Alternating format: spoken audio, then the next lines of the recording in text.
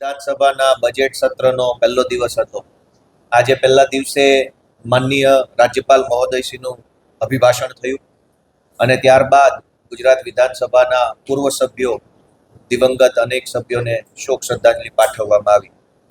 આજે સૌથી પહેલા તો હું અમારા વિસાવદર મત વિસ્તારના સૌ ખેડૂતોનો ખૂબ ખૂબ આભાર વ્યક્ત કરું છું કે ખેડૂતોએ મત આપી મને ચૂંટણી જીતાડી અને આટલા વિશાળ ગૌરવશાળી વિધાનસભા ગૃહની અંદર બેસીને વાત કરવાનો અધિકાર મને આપ્યો. જ્યારે આ વિશાળ ભવનમાં હું ઊભો છું, અંદર બેસું છું, બોલું છું, ત્યારે મને પણ રોમાંચ થાય છે, ખુશી થાય છે કે હું ગુજરાતની જનતા માટે કંઈક બોલી શકું છું. મને આ અધિકાર આપ્યો, મને આ સત્તા આપી, મને આવડું મોટું પ્લેટફોર્મ આપ્યું એ મારા વિસાવદરના સૌ ખેડૂતોનો ફરી એક વખત હું આભાર વ્યક્ત કરું છું. આજે અમારા વિસાવદરના પૂર્વ ધારાસભ્ય સ્વર્ગસ્થ ધીરજલાલ ફુલાભાઈ રીબડિયા એમનો શોક પ્રસ્તાવ વિધાનસભામાં રજૂ થયો. સ્વર્ગસ્થ ધીરજભાઈ એ વિસાવદર ગ્રામ પંચાયતના પહેલા સરપંચ પણ હતા, સભાપતિ પણ હતા અને અપક્ષમાંથી ધારાસભ્ય બન્યા હતા.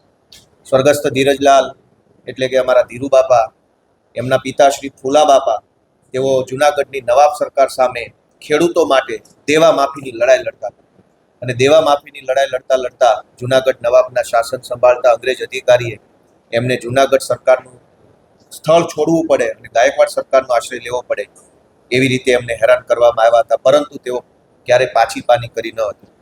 આજે ગુજરાતના રાજ્યપાલશ્રીએ એક વક્તવ્ય રજૂ કર્યું છે, પરંતુ બહુ દુઃખ સાથે જણાવવું પડે કે હમણાં જ ભારત અને અમેરિકા વચ્ચે એક ટ્રેડ ડીલ થઈ છે. આ ટ્રેડ ડીલમાં ભારતને નુકસાન અને અમેરિકાને ફાયદો થાય એવી એક તરફી ટ્રેડ ડીલ ભારત સરકાર દ્વારા કરવામાં આવી.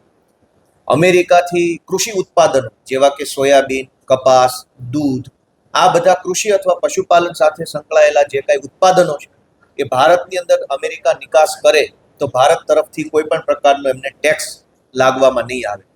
હવે જો અમેરિકાનું દૂધ, અમેરિકાનો કપાસ, અમેરિકાના સોયાબીન, અમેરિકાનું બધી જ વસ્તુઓ ગુજરાતમાં, ભારતમાં વેચાવા લાગે તો ભારતના ખેડૂતોએ પકવેલો કપાસ, ભારતના ખેડૂતોનું સોયાબીન, ગુજરાતના ખેડૂતોએ ઉત્પન્ન કરેલું દૂધ, એનું શું થાય?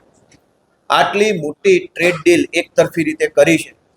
એ ટ્રેડ ડીલ ખેડૂતો માટે હાનિકારક હોવા છતાં રાજ્યપાલશ્રીએ ક્યાંય પણ એમના વક્તવ્યમાં આ ટ્રેડ ડીલ બાબતે કોઈ ચર્ચા કરી નથી, જે ખરેખર દુઃખદ બાબત છે. ગુજરાત મહદઅંશે ઉદ્યોગ અને મુખ્યત્વે ખેતી સાથે સંકળાયેલું રાજ્ય છે.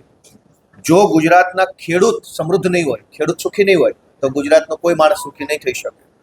ઓલરેડી ખેતીની અંદર કુદરતી પરિબળોના કારણે, માર્કેટની અવ્યવસ્થાના કારણે, કરદાના કારણે, ભ્રષ્ટાચારના કારણે ખેડૂતોને પૂરા ભાવ નથી મળતા, ખાતર નથી મળતું, પાણી નથી મળતું, અનેક સમસ્યાથી ગુજરાતનો ખેડૂત ઘેરાયેલો છે. તેમ છતાંય ગુજરાતના ખેડૂતને સહાય આપવાના બદલે, ગુજરાતના ખેડૂતને મદદ કરવાના બદલે, ગુજરાતના પશુપાલકોને સરકારની મદદ આપવાના બદલે અમેરિકાના ખેડૂતોને ફાયદો થાય એવી ટ્રેડ ડીલ એટલે કે વેપાર સંધિ ભારત સરકારે અમેરિકાના દબાણમાં આવીને કરી છે. દુનિયાનો કોઈ દેશ બીજા દેશથી દબાઈને આવી રીતે પોતાના દેશનું નુકસાન થાય એવી સંધિ કરતો નથી.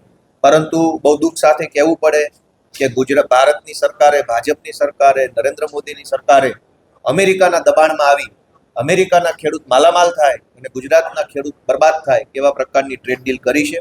અમે આ ટ્રેડ ડીલનો આજે ગૃહમાં સૂત્રોચ્ચાર કરીને પણ વિરોધ કર્યો છે રાજ્યપાલશ્રીના અભિભાષણ વખતે.